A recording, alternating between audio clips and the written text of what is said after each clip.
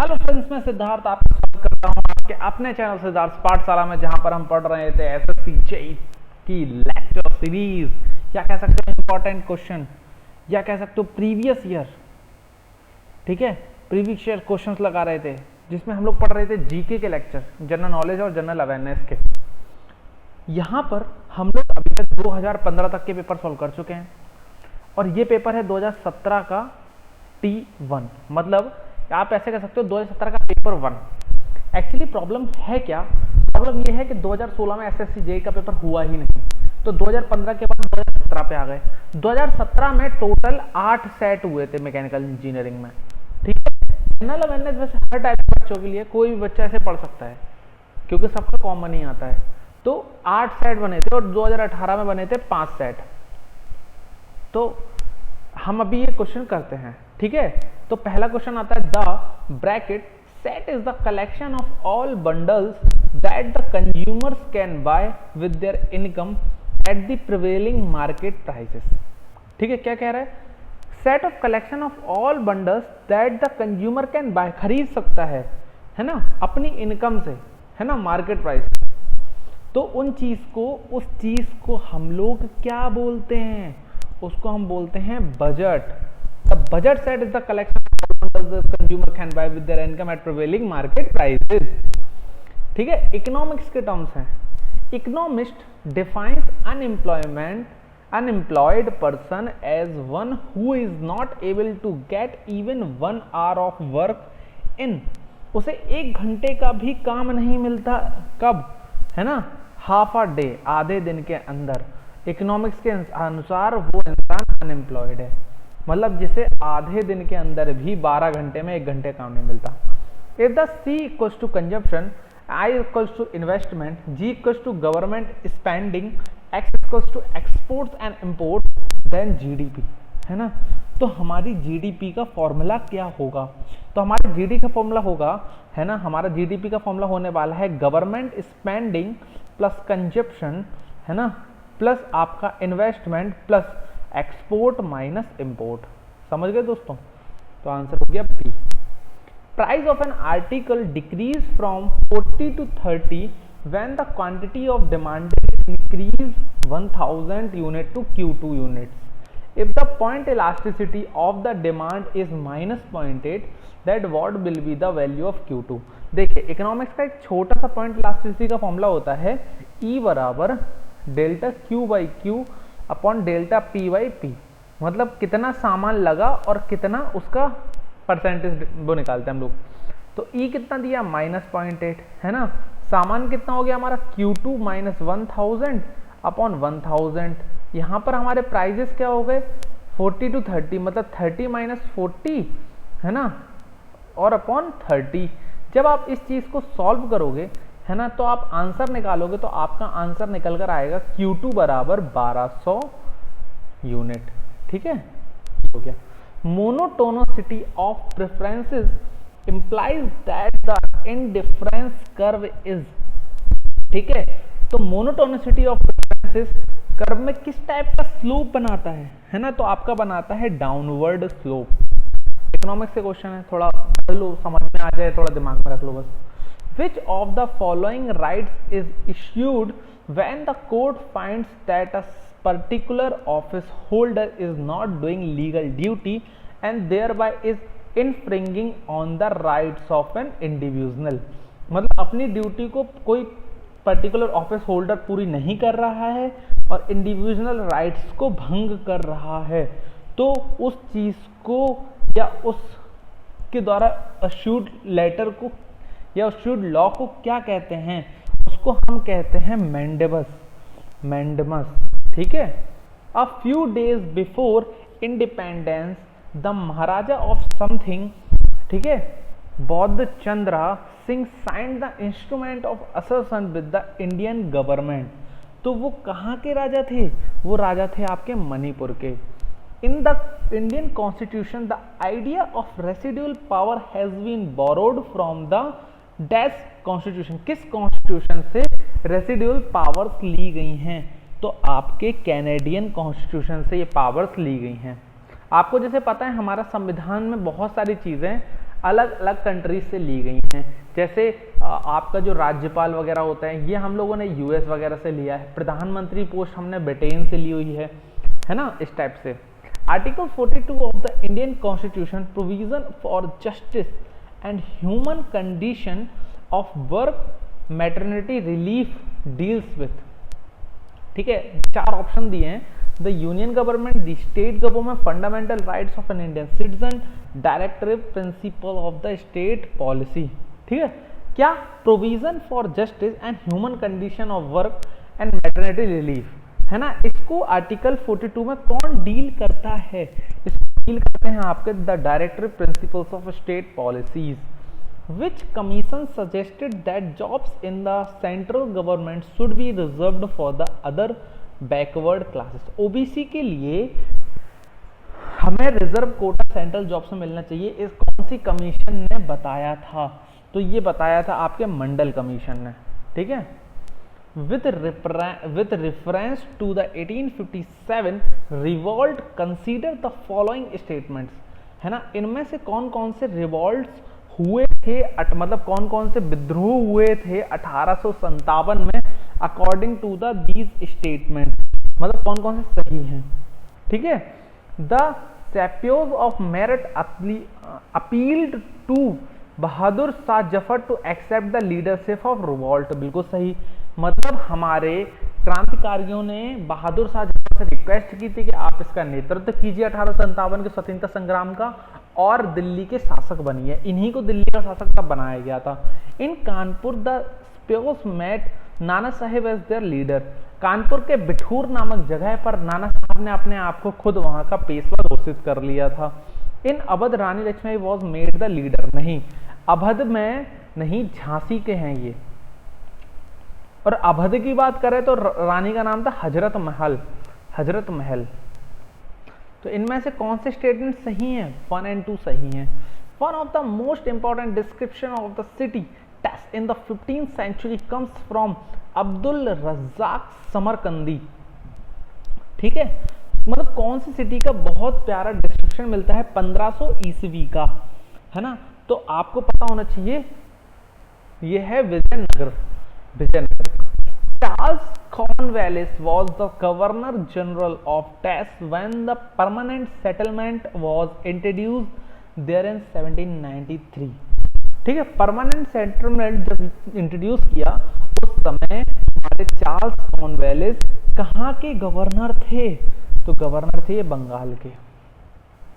The French Revolution, a period that brought far-reaching social and political upheavals, France begin in, ठीक है। तो क्या बोला है? France begin in French revolution में, ठीक है। कब far reaching social and political upheaval I, ठीक है। कब स्टार्ट हुआ ये चीज? तो ये स्टार्ट हुआ आपके 1789 में। When did the epidemic of black death, a type of plague जो चूहों से बीमारी होती है, spread in the entire Europe, पूरे यूरोप में कब फैल गई? तो ये 1548 में फैल गई थी। With the reference of an earth, consider that following statements, इनमें से कौन से भूकंप को स्टेटमेंट्स को कंसीडर करते हैं? तो हम पढ़ेंगे और बताएंगे। The point where the energy of an earthquake is released is called hypocenter, जहां से भूकंप की एनर्जी निकलती है उसे हाइपोसेंटर कहते हैं, बिल्कुल सही बात है। The point on the surface nearest of the to the focus of an earthquake, ठीक है, is called epicenter, मतलब जहां पे अर्थक्वेक हुआ होता है वो फोकस का सबसे नियरेस्ट पॉइंट होता है, उसको कहते हैं epicentre. Epicentre is a point directly below the focus of an earthquake, नहीं ये गलत स्टेटमेंट है, ठीक है, नियर होता है। 1 और 2, विच of the following places in India has offshore petroleum reserves, तो कहाँ पर है हमारे यहाँ पेट्रोलियम के रिजर्व्स? तो हमारे यहाँ पेट्रोलियम के रिजर्व्स आपको मिलते हैं मुंबई हाई, अरब सागर में। The earth radius is approximately, अर्थ की त्रिज्या या रेडियस कितनी है? त्रिज्या है 6370 किलोमीटर।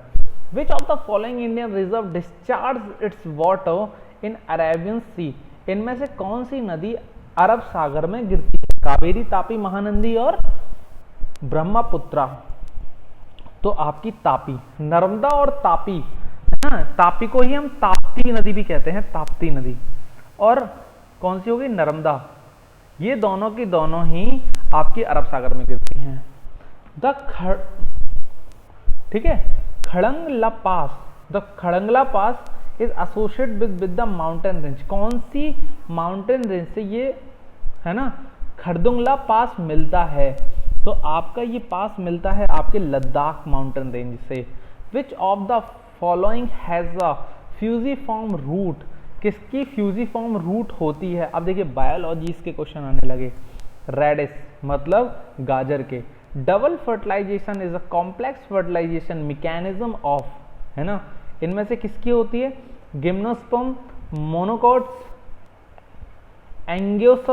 Angiosperm and bryophytes. तो इसका सही आंसर है आपका angiosperms.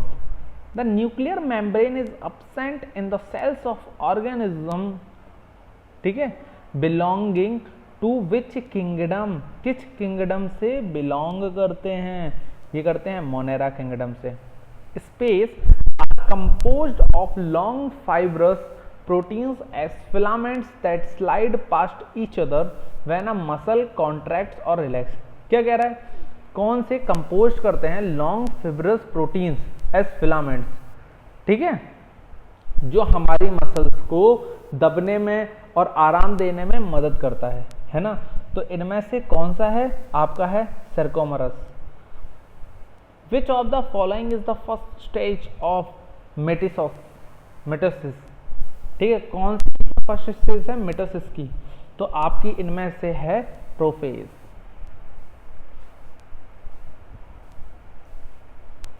The scientific and objective study of animal behaviour is called.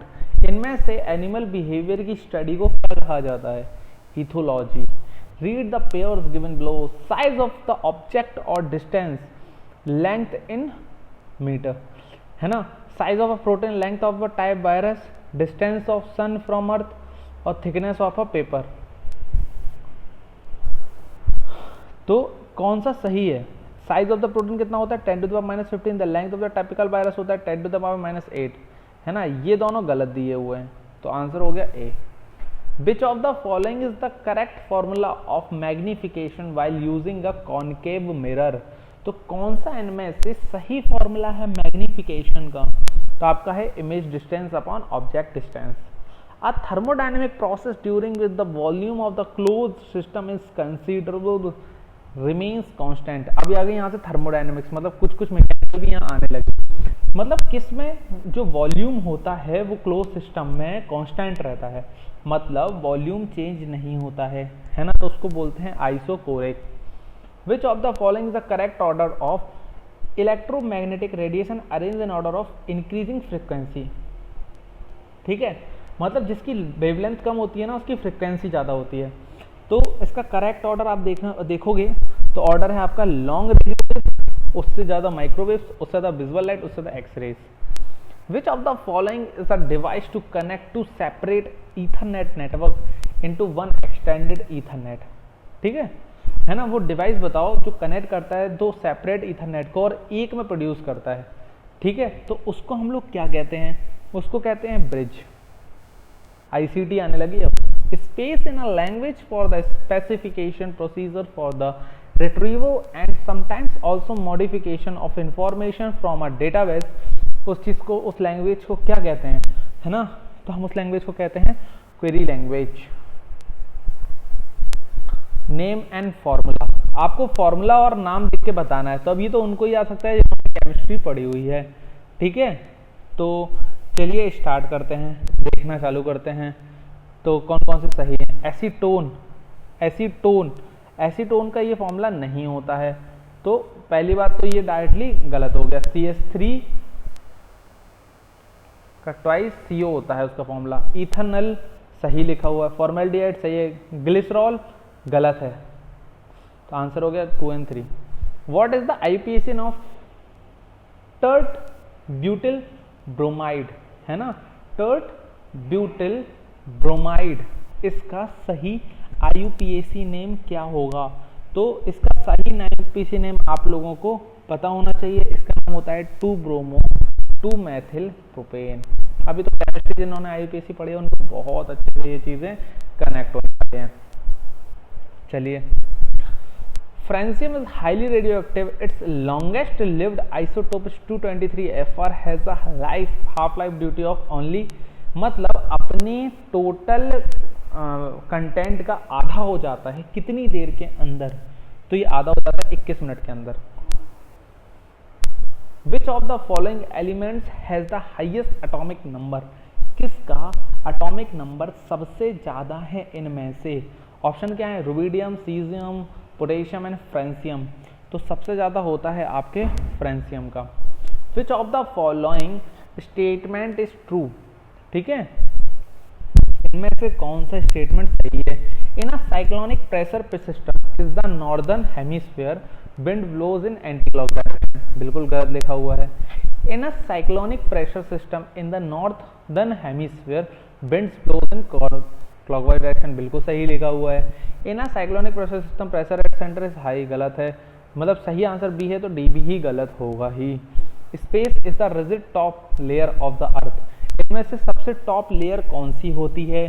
तो सबसे टॉप लेयर आपकी होती है लिथोस्फीयर। सबसे नीची लेयर का नाम होता है आपके ट्रोपोस्फीयर, जहां पर एटमॉस्फेयर बसता है। Which testing pollution in water a high, है ना, coliform count indicates high level of, मतलब जिसमें हाई कोलिफॉर्म हो, हाई कोलिफॉर्म बैक्टीरिया जिसमें पाए जा रहे हो, है ना, तो उसमें फेसल मैटर बहुत है, मतलब गंदगी बहुत ज़्यादा भरी हुई है उसके अंदर, इसलिए उसका हाई कोलिफॉर्म काउंट आ रहा है, कम से कम आना चाहिए ये count. Which of the following gases present in the earth atmosphere absorb ultraviolet radiation emit from the sun? ठीक है, कौन सी गैस अल्ट्रावायलेट रेडिएशन को ग्रहण कर लेती है ना? तो आपकी अल्ट्रावायलेट को ग्रहण करती है ओजोन। ये कौन कौन सी? आपकी ए को और बी को ग्रहण करती है और सी को हटा देती है, मतलब निकाल देती है, पास नहीं होने देती, है ना, फेंक देती है। What is the India's national fruit? India का नेशनल फ्रूट क्या है? तो फ्रूट है mango. Donald Trump is space president of USA. हाँ, ये नया नया आ गया, ठीक है, अभी का क्वेश्चन हो गया पुराना, 4-5 साल पुराना क्वेश्चन है, तो 4-5 साल पहले की बात है, ठीक है। तो आपका 45th, who invented the video game console? किसने वीडियो गेम कंसोल बनाया? तो आपके राल्फ एच बैर ने। Who discovered the neutron and its properties? तो आपके जेम्स चैडविक ने न्यूट्रॉन के बारे में बताया था, है ना। आइंस्टीन ने E बराबर mc² बताया, इन्होंने AC बताया था। रदरफोर्ड ने आपको बताया था प्रोटॉन के बारे में, न्यूक्लियस के बारे में। Whom did Roger Federer beat in Australian Open 2017 men's single final? किसको बीट कर दिया, है ना, इन्होंने किसको बीट कर दिया था? इन्होंने राफेल नडाल को बीट कर दिया था। भूपन खाकर वॉज एंड रिओन, है ना, भूपन खक्कर को रिनो, इनका नाम याद रखा जाता है ना, किस चीज के लिए रखा जाता है? पेंटिंग के लिए। The lotus temple is located in Delhi, India. It is composed of how many free standing marble clad या पेटल्स? उसमें कितनी total free standing marble petals हैं या पत्तियां हैं? उसमें total 27। Onam is the traditional Hindu festival celebrated in. तो ओनम कहाँ मनाया जाता है? आपके केरला में। Oliver Hart won Nobel prizes in 2016 was his contribution in the field of, किस फील्ड के लिए? Economic science. The great Gatsby has been reauthorized bye,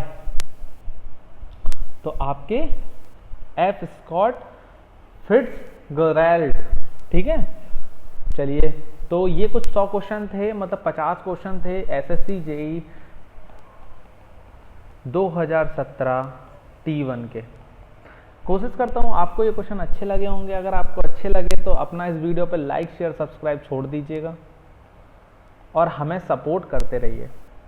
इसी तरह अच्छे लेक्चर मैं आपके लिए लाता रहूँगा जिससे आप सारा प्रीवियस ईयर कवर कर सकें। और जस्ट जब एग्ज़ाम हो या आपको बुक खरीदने की इच्छा ना हो, नहीं खरीदना है यार, वैसे मैंने अपने गूगल ड्राइव में सारी लिंक प्रोवाइड कर दी है, हर टाइप के प्रीवियस ईयर आपको वहाँ से मिल जाएंगे। फेसबुक इंस्टा पे आप मुझे फॉलो कर सकते हो, मेरे पेज को फॉलो कर सकते हो, टेलीग्राम पे आप मुझे फॉलो कर सकते हो, वहाँ भी ये सारे ड्राइव्स के फोल्डर्स में डालता रहता हूँ।